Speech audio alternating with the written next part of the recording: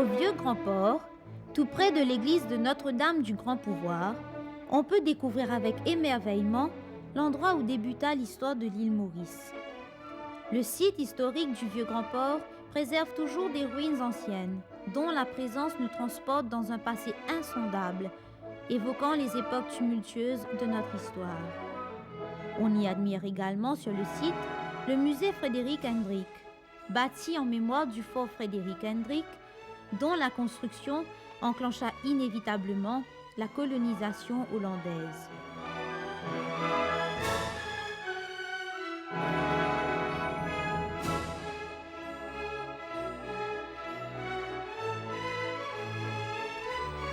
Le musée Frédéric Hendrick a été inauguré le 27 mai 1999. Frédéric Hendrick était le gouverneur de la Hollande en 1638 quand les Hollandais ont commencé la colonisation de l'île. Le premier fort construit sur ce site porte le nom de Frédéric Hendrick. Une équipe d'archéologues dirigée par le docteur Peter Flow a fait des fouilles sur le site durant ces 4 dernières années et il y a plusieurs objets tels que les boulets de canon, des briques hollandaises, des pipes ont été trouvés et ont été exposés dans le musée.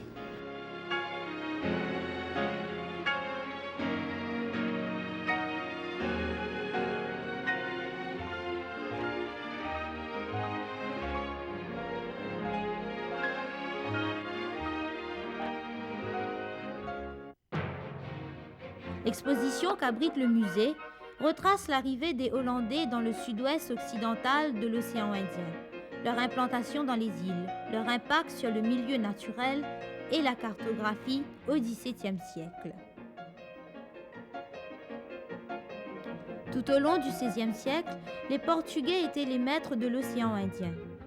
Mais le siècle suivant fut celui de l'hégémonie des négociants hollandais qui aménageaient un empire très étendu de commerce.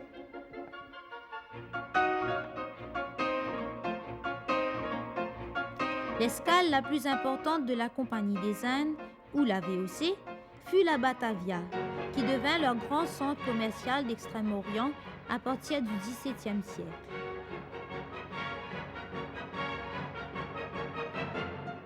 Majestueux en apparence, les navires nommés East Indiamen étaient conçus à la fois et pour le commerce et pour la guerre. Toutefois, une des innovations majeures que les Hollandais introduisirent dans la navigation de l'océan Indien fut l'usage des 40 rugissantes par leurs navires en route vers l'insulinde, découverte par Hendrik Brewer. Mais force est de souligner que la découverte de notre pays n'était qu'un fait du hasard, quand, en 1598, la flotte de l'amiral Warwick fut surprise dans un ouragan. Subséquemment, les Hollandais abordèrent notre île et la nommèrent Mauritius, en l'honneur du prince Maurice de Nassau, qui régnait dans les provinces réunies de Hollande.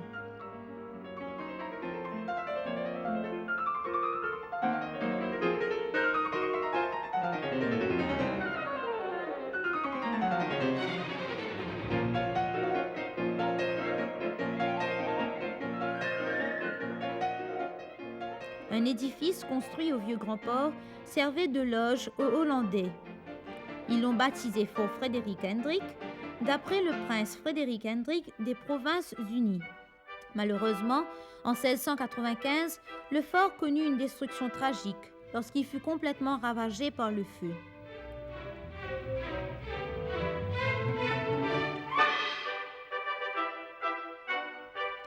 Les autorités souhaitaient développer une traite d'esclaves à partir de l'île Maurice et dès lors, des expéditions faites à Madagascar ont rapporté plusieurs esclaves à l'île Maurice et à Batavia. Mais la mise en place du régime servile à l'île Maurice n'était pas sans difficulté. Les esclaves résistèrent farouchement au système, déclenchant révolte et marronnage, malgré la répression et les châtiments impitoyables.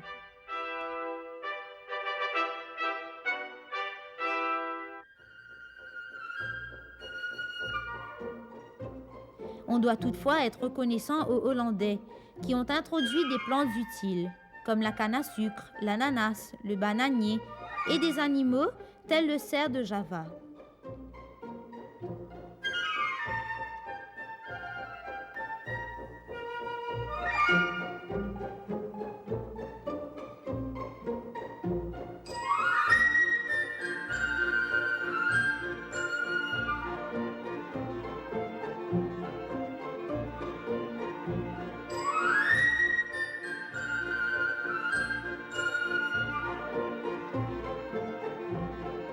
La porcelaine de Chine et des épices provenant des Indes faisaient aussi partie de leurs importations très variées.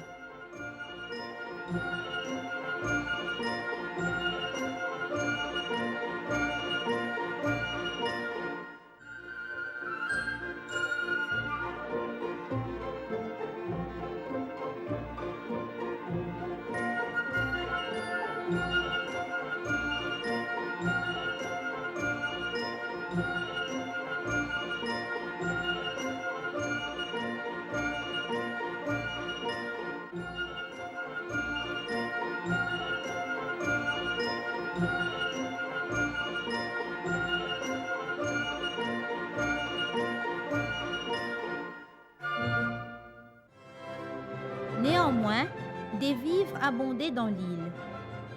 Les Hollandais y trouvaient du poisson, des oiseaux, des tortues géantes et des palmiers qui leur fournissaient une excellente liqueur.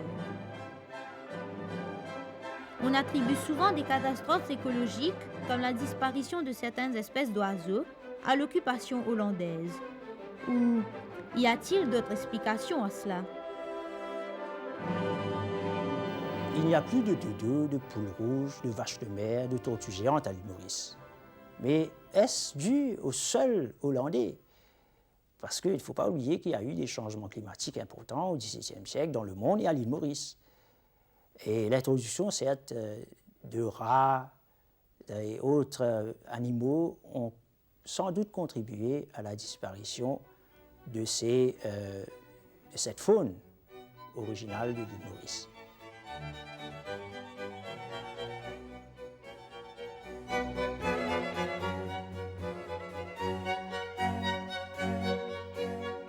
Cependant, les Hollandais nous laissèrent un legs très important en matière de cartographie.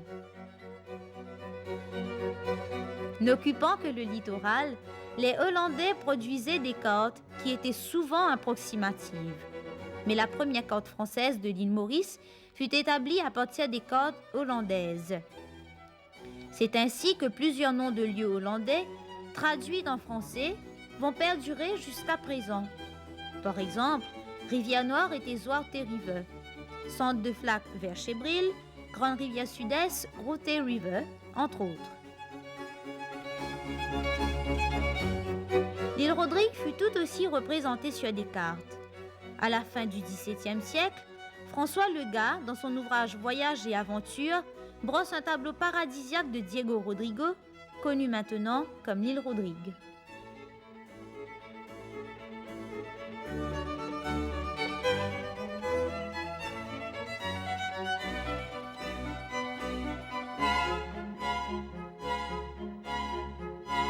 Le musée Frédéric Hendrick est un musée dédié au site du Vieux-Grand-Port.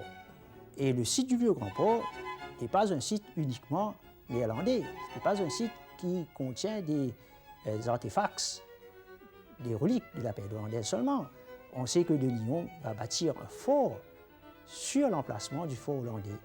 Donc c'est un site qui concerne à la fois la période hollandaise, la période française, la période anglaise et l'île Maurice indépendante. Et en ce moment, on travaille sur un nouveau concept pour le musée Frédéric Hendrick qui va englober justement tout ce qui concerne le développement du site.